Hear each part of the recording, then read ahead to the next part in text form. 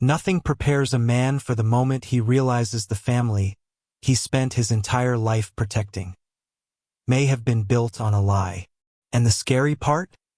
The signs were always there. I was just too busy loving them to notice.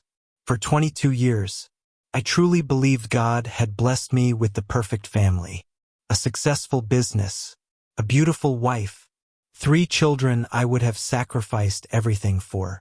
Every sleepless business trip, every long flight across countries, every exhausting deal I survived day and night was all for them. I missed birthdays building that life, missed anniversaries, missed sleep. But every time I returned home and saw my children running toward me at the gate, it felt worth it, especially my first son. He made me feel like all my sacrifices actually meant something. Every Sunday morning, he still sat beside me during football matches like he did when he was little. Sometimes he copied the way I laughed, the way I spoke, even the way I walked into rooms. That boy loved me deeply, and God help me, I loved him even more. Then my first son got admission to study in London. I still remember the way my hands shook holding that admission letter. I was proud, too proud. The dream I never got growing up was finally becoming reality through my son. For days, our house was full of celebration. Phone calls from relatives, prayers from family members, plans for his new life abroad. Even my younger children became excited talking about visiting London someday. And honestly, seeing my wife so emotional about our son leaving touched me deeply. I thought it was just a mother struggling to let go of the child she loved most. But slowly, something started changing in her. Every new email from London seemed to make her more emotionally unstable. Sometimes I would catch her staring quietly at my son, like somebody counting down to disaster. At night, she stopped sleeping properly. Sometimes I would wake up around 2 a.m. and find her sitting silently in the hall staring into space. The moment she noticed me, she would quickly force a smile. That fake smile still haunts me till today. And sometimes, I caught her staring at me with tears in her eyes for no reason at all. The moment I asked what was wrong, she would immediately look away and pretend to be fine. Looking back now, I think guilt had already started destroying her long before the DNA test ever happened. One evening during dinner, my younger daughter jokingly asked why their mother suddenly looked afraid anytime London was mentioned. Everybody laughed, except my wife. She immediately lowered her head and continued eating in silence. Looking back now, that silence was screaming louder than anything else in my house. But at that time, love was still blinding me. I kept defending her inside my mind. She's emotional. She's just afraid of losing her first child. She's a mother. I had no idea. My wife wasn't afraid of London. She was afraid of DNA. The discussion came up during one of the visa preparation meetings. One of the agencies helping us mentioned DNA verification as part of the documentation process. But the moment the woman mentioned DNA testing, my wife completely froze. I still remember the exact look on her face. Her fingers tightened around the glass she was holding. Her breathing changed instantly, and for a few seconds, she looked like somebody standing directly in front of disaster. Then suddenly, she broke down crying. Not normal crying. Panic. Please, please don't do this, she begged, grabbing my arm tightly. He's too young to leave Ghana, please.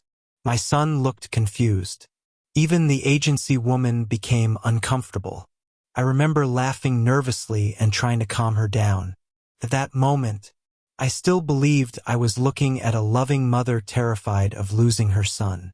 I had no idea that the same DNA process she was desperately begging me to stop was about to destroy everything I believed about my family. That night, she cried for hours. She kept begging me not to continue the London process. saying she couldn't survive if her first child left Ghana. And honestly, seeing her that broken touched me deeply. Now I realize something terrifying. That was the first time in 22 years I ever saw genuine fear in my wife's eyes. A few days later, I decided to avoid stressing her further. So I contacted the school and explained that I was a single parent handling the process alone. That way, only my son and I would complete the DNA verification. The relief on my wife's face should have warned me immediately, but instead, it made me love her more. That night she hugged me unusually tight, cooked all my favorite meals, prayed for me before I slept, and sometime around midnight, I woke up and found her quietly crying beside me in bed. Not loud crying, the kind of crying people do when they're carrying something too heavy to confess. The moment she realized I was awake, she wiped her tears quickly and forced another smile. "I'm just emotional," she whispered softly. "God forgive me." I believed her. I thought my marriage had finally returned to peace. I was a fool. The day my son and I went for the DNA sample collection, he looked happier than I had seen him in years. The entire drive, he talked nonstop about London, snow, football stadiums, his future. At one point, he looked at me smiling and said, "Dad, I'll make you proud over there." That sentence still breaks something inside me till today. After the test, he begged me to stop at a restaurant before heading home. He wanted us to celebrate properly before his travel preparations began. At one point during lunch, he reached across the table smiling and said, "I'll take care of you when you get old, Dad." I remember laughing. I had no idea those words were about to haunt me for the rest of my life. Because while he sat there laughing about his future, neither of us knew our entire relationship was about to be shattered by a single document. The DNA collection itself had been simple. A few signatures, passport confirmation, mouth swabs. Quick. Too quick for something capable of destroying an entire family. The results were supposed to take several days. But thanks to one of my business partners, they came earlier than expected. I was sitting alone in my office the day the email arrived. And strangely enough, I still remember every tiny detail about that moment. The sound of the air conditioner, the smell of coffee beside my laptop, traffic moving outside my office window. Ordinary things. Funny enough, life always looks painfully normal seconds before it destroys you. I opened the document casually. No fear, no suspicion, no preparation for pain. Then I saw the words.